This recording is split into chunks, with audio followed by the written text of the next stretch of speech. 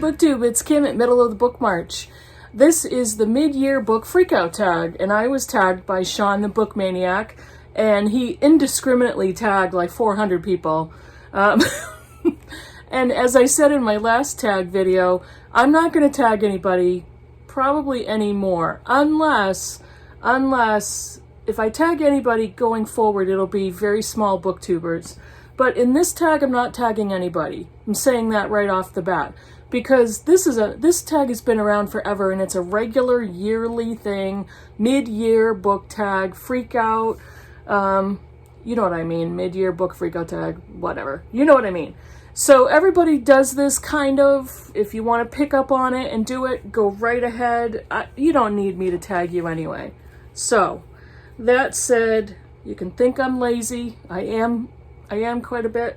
So, here are my answers to the mid-year book freakout tag. Number 1, best book you've read so far in 2021. By far, so far this year, is Greenwood by Michael Christie. I made a very short video about why you need to go out and buy this book. This was spectacular, and I have not stopped thinking about it. I have not stopped recommending it. You need to go out and buy this book. And if you can find the hardcover, buy the hardcover, because it has foil. It's like a copper colored foil. It's just gorgeous. This is the painted edge with, it looks like trees. This is the table of contents. The table of contents goes by years. The chapters are divided into years. And it's just a beautiful book. It's all recycled material. It is plant-based inks and glues. It's a gorgeous story about trees and about a tree processing family. There's a mystery, there's drama, time jumps. It's a gorgeously written book. So good. Now I have a 1A because I do this on purpose because I try to keep George Eliot books out of the running because not much measures up to that, in my opinion.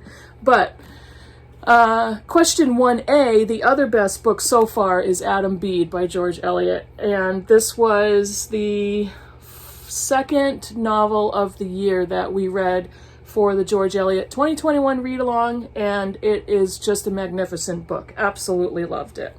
Number 2, best sequel you've read so far in 2021. Heaven My Home by Attica Locke. We've got an Attica Locke group on Voxer. We read Bluebird, and I read it in a couple of days. I went off the grid rogue and read it in way less time than the group had agreed to, and then we immediately read Heaven My Home, which was very good. Bluebird was super. This one was very good. One of these days I'll give you a key as to what my exclamations mean. Is super better than very good? What does it all mean? So this was a very good book. It's not a sequel in that it continues with the same story, but it continues with the same police Texas Ranger. He's a Texas Ranger. And it continues with the same character. Very, very, very good. Number 3, new release you haven't read yet but want to. One Last Stop by Casey McQuiston. I read last year, Red, White, and Royal Blue, and it was super cute and loved it. I'm really looking forward to reading this one, and I haven't picked it up yet. I will soon. Number 4, most anticipated release for the second half of the year. I don't often pay attention to new releases or books that are coming out, but this year I do have a few. The first one is called Once There Were Wolves by Charlotte McGonaghy. She wrote this book, Migrations, and we read this for my Critical Chicks book club. She is an Australian author based in Sydney, Australia, and this was her debut. So the book that I'm actually talking about is Once There Were Wolves, and I'll put a picture here. I'm not going to give you the rundown of the plot because I honestly don't have it right now. I don't know what it is, but she writes about animal conservation, climate change. Migrations was very much a climate change novel. It was very good. It wasn't a great book for me, but it was very good, and I really look forward to her next one. The other one is the third in this series, Nevermore, The Trials of Morgan Crow by Jessica Townsend, and Wondersmith, The Calling of Morgan Crow by Jessica Townsend. The third book in the series is Hollowpox, and it is coming out in paperback, and I've pre-ordered it, and I will get it in August, so I'm really looking forward to that, too. I had already been looking forward to that one. Number 5, the biggest disappointment of the year. This will come as absolutely no surprise to anybody, but I hate this book. This was the biggest disappointment of 2021. I had a rant video about this book, Unsheltered by Barbara Kingsolver. I was so disappointed because the Poisonwood Bible is one of my all-time favorite novels, and this sucked. Disappointed. Number 6, the biggest surprise. The Sound of a Wild Snail Eating. I had this in my my bookish week. The Sound of a Wild Snail Eating by Elizabeth Tova Bailey. I picked it up on a lark because I had it on my Kindle available, and it looked really, really cute. I thought it was going to be cute. And the book blew me away with its beauty and its research and its science writing and its emotion. I absolutely loved it, and a huge surprise to me. Number 7, favorite new author, debut or new to you?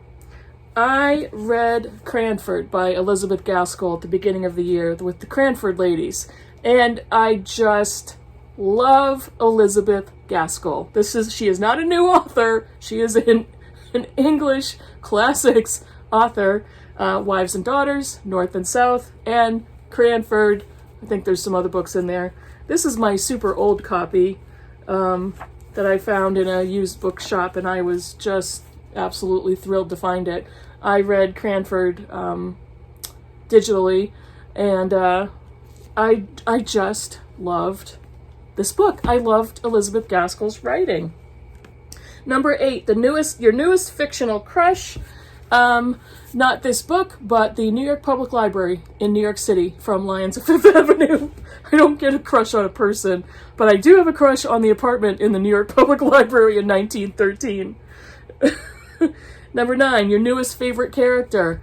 The Snail in The Sound of a Wild Snail Eating. The little guy was so awesome and full of personality, and yes, I know it was her writing, but I don't care. He was my favorite character. He or she. Actually, both. So, number 10, book that made you cry. There were 2. This one was our first George Eliot novel, the Scenes of Clerical Life that we read, I think, in January. Made me cry. This is actually 3 novellas strung into one book that they call a novel, so we read this first. It had so much depth and emotion, family heartache. I cried, and there was just so much beauty in her writing and her language. For a first novel, that absolutely blew me away. And the other one was The Prettiest Star by Carter Sickles. I wasn't falling out bawling, but it did make me tear up, and it was highly emotional. Just a raw, heartbreaking look at AIDS and a family that is watching their young person die from AIDS in the mid-'80s. The end of that book just knocked me over.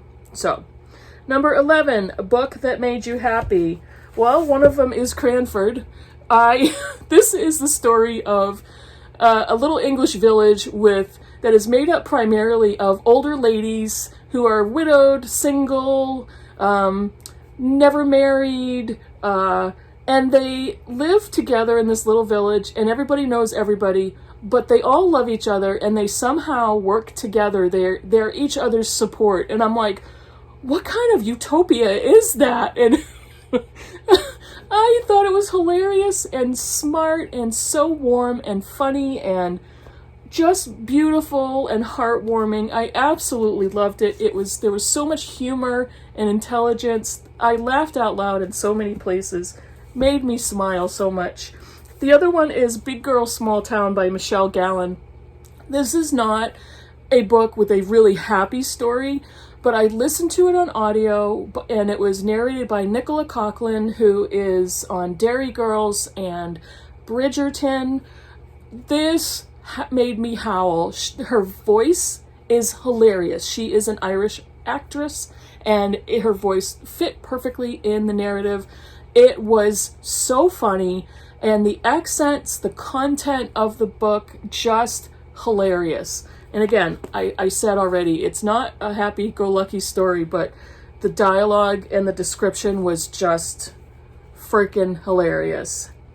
Let's see, number 12, most beautiful book you've bought so far this year or received. That was a hard one, because I have acquired in whatever form several beautiful books, but this one I didn't buy, I received it. My friend Judy Brown sent me a couple of books, and if you're watching this, Judy, hopefully by now I have sent you the 2 books that I owe you. I will Voxer you when I do, but it's shameful. I'm ashamed of myself. It's so shameful. She sent me 2 books. This one I was not expecting. This was a gift that she sent for me, and this is The Foundling by Stacey Halls. Look at this cover. It's gold foil. No. It's silver foil. This is silver. This color is silver. It is so pretty. Look at this cover. In the back, it's just, can the sun, there's not a lot of sun today. It's silver foil. Look at the end papers. It is so pretty. And it's signed. It's signed. And here's the title. I mean, the illustrations, I mean, look on the bare hardback. This is the bare hardback, but look at the spine. Holy cow, is that not a gorgeous book? And I may take back what I said, because I think this is the most beautiful book that I have received by my super good friend Judy Brown from BookTube, and I think that is the most gorgeous book. There are 2 others I will mention. This one is American Religious Poems, an anthology by Harold Bloom. This is one of my Library of America books, and this is a very pretty naked hardback. It's an embossed book, I think. Yes, there we go. That's gold foil. I know the difference between gold and silver. But again, it's one of my Library of America books, and I think it is so pretty. And then the other one, I have several collections, and you guys, if you've watched my videos before, you know that I have some collections of different types of books. This one is the MacMillan Collector's Editions, and I'm plugging myself. The July selection for George Eliot Read Along, George Eliot 2021, is The Mill on the Floss. This is this little tiny dainty MacMillan Collector's Edition, MacMillan Library, and it's gold foil in the title. The picture is just so beautiful. The edges are gold, and here's the end papers. I showed you one of these before. Look at the embossing on the naked hardback. It is just such a pretty book. And if I can find it, I don't know here it is. It's got the light blue ribbon bookmark. It is such a pretty little book. And I have several of these MacMillan Collector's Editions that I found at bargain basement prices. Yes, but I love them. They're so pretty. And the last question is, what books do you need to read by the end of the year? I don't need to read anything. And I think I kind of assume that the original intent of the question is, what is one of your burning needs? I gotta read this book by the end of the year. One of them is The House in the Cerulean Sea by T.J. Klune. I've seen this everywhere, and it sounds so wonderful. And I found this bargain library copy that is mine. I purchased it. But I'm really looking forward to reading this, and I would love to read this by the end of the year. And the other one is a book I've already started, and I need to get back to, but it's George Eliot, Voice of a Century, this massive brick of a biography that I really was enjoying, but I just could not get back to it. And in my George Eliot read-along, we all decided that we're going to save the nonfiction for after the novels because there's so many spoilers in her biographies and nonfiction books that I will get back to this. And I would love to read it by the end of the year. I'd love to. And that's it for the mid-year book freakout tag for me for 2021. Write me a comment down below. I hope you enjoyed the video. Thank you so much for watching, and I'll see you in the next video. Bye, everybody.